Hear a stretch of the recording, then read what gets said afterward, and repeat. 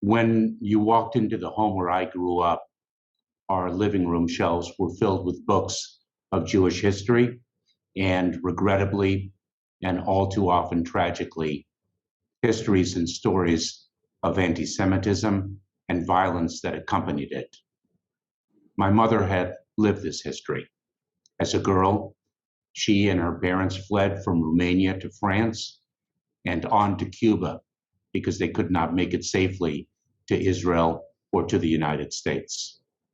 Her father lost his parents, brothers, and other family members in the Holocaust. Through the years in the United States, my mother stayed in touch with her two cousins who survived the camps and had made it to Israel alone. Our home was deeply rooted in my mother's experience of the Holocaust and the fragility of our safety, wherever we might live in the world. As you might expect, my mother's childhood profoundly shaped her approach to a young child away from home through the night. When our fellow elementary school students went to sleepaway camps and had sleepovers with friends, my siblings and I did not. My mother taught us the meaning and experience of independence in different ways. She also taught us three foundational principles that defined for her the scourge of anti-Semitism and other ideologies of hate.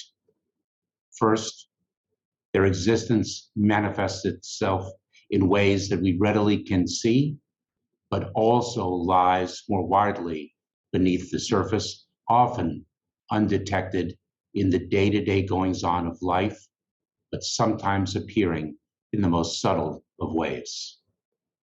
Second, their prevalence continues to present an existential threat, and one can never assume that a Holocaust could not happen again and could not happen again where we, her children, might live.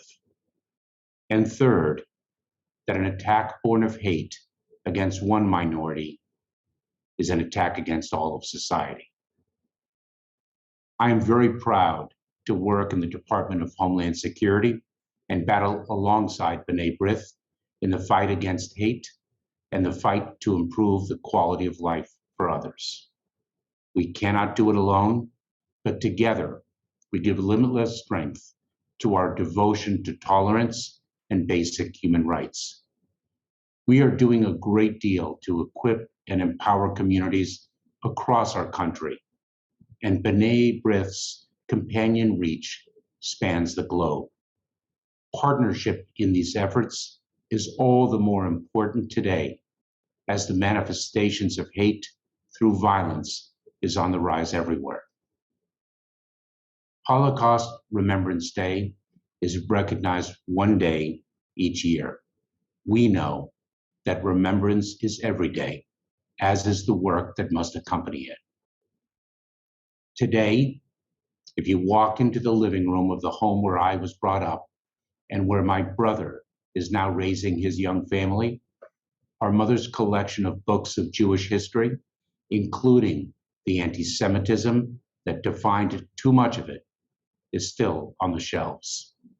This year, as we devote a day of remembrance, let's redouble our efforts to create the book that captures the end of that hate. Thank you very much.